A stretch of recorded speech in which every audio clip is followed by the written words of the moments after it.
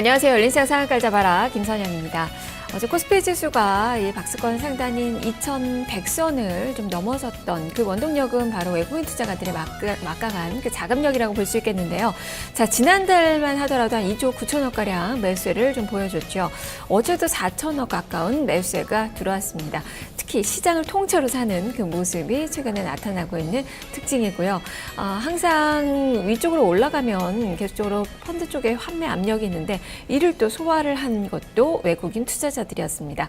그리고 본 기운이 완연한 여의도 쪽으로 개인 투자자들의 발걸음도 옮기고 있는데요. 지금 거래 대금이 3조 원을 넘어섰습니다. 3조 원이 넘어선 것은 이 3년 2개월 만에 처음이라고 좀 합니다. 그만큼 시장에서는 실탄이 좀 충분하다라는 그 이야기들을 하고 있어서 추가적인 상승에 대한 기대감이 높아지고 있는 그런 장인데요. 자, 수요일 증시 오늘장 어떻게 움직임이 펼쳐질지 함께 보도록 하겠습니다. 자, 열린시장 상한가를 잡아라 지금부터 출발합니다. 먼저 개장 전 주요 뉴스부터 살펴보죠. 문정은 기자입니다.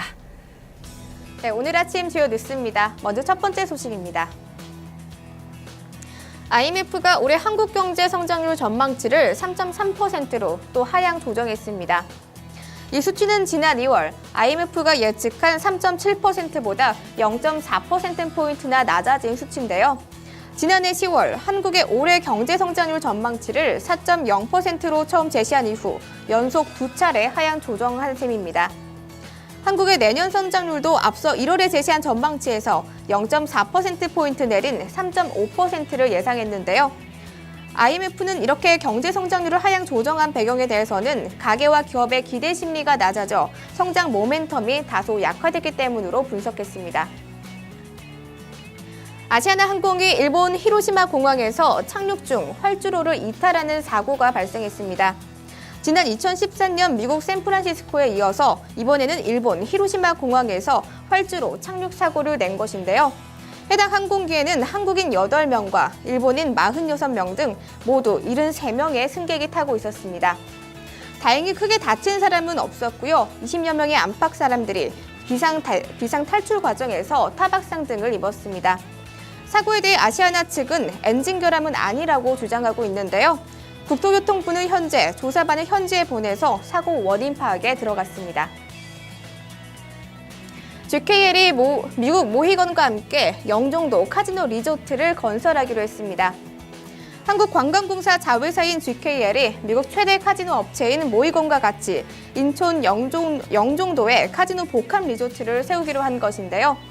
GKL은 인천국제공항공사와 국제업무지역의 토지 이용에 대한 양해각서를 조만간 체결할 예정입니다. 또 모히건은 다음 주쯤 인천국제공항공사와 별도로 양해각서를 맺게 될 예정인데요.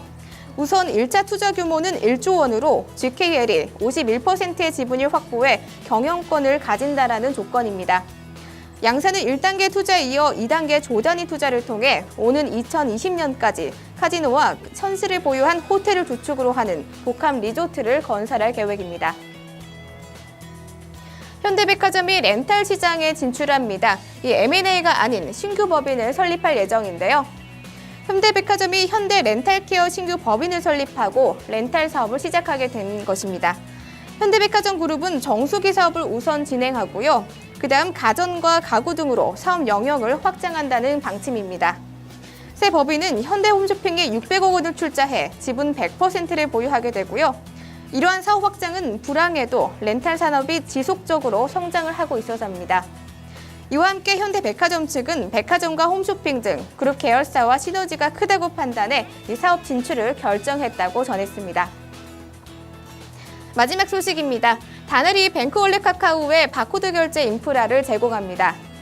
다나리에 따르면 이 뱅크월렛 카카오는 금융결제원과 국내 17개 은행이 다음 카카오와 공동으로 출시한 모바일 전자지갑인데요.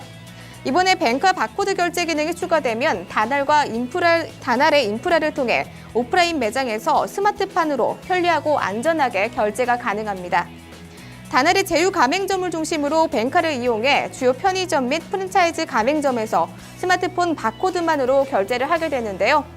다날은 이러한 인프라를 제공함으로써 플랫폼 기반의 사업으로 서비스를 보다 영역을 확장할 방침이라고 전했습니다. 지금까지 오늘 아침 주요 뉴스였습니다.